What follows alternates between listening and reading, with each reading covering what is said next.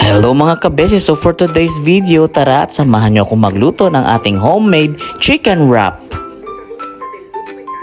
Are you ready mga kabeshi? Let's cook! So first mga kabeshi, ayan, kinote ko na pala yung ating chicken breast ng with flour, pepper, garlic powder, and then hindi mawawala ang ating magic sarap. So fried until it brown mga kabeshi, and then ayan, luto na, i-set aside lang muna natin.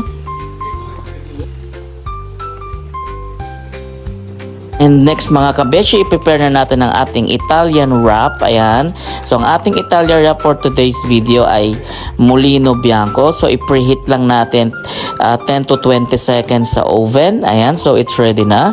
And then prepare na rin natin ang ating iceberg salad. And now let's put our mayonnaise. Ayan. And then spread it well lang natin mga kabeshi. Ayan, para malagyan lahat ng side. And then now, ilagay na natin ang ating fresh veggies sa salad, tomatoes, and then ang ating iceberg. At hindi rin mawawala ang ating white onion. So, optional lang ito mga kabeshi. And then of course, ang ating fried crunchy breast chicken. Ayan, so ilagay lang natin siya. And then of course, lagyan din natin siya ng ating chicken sauce. It depends mga kabeshi kung anong gusto nyong sauce. Then finally mga kabeshi, i-wrap na natin. Ayan, and now it's ready. Kain na po tayo. So bon appetito. Ciao!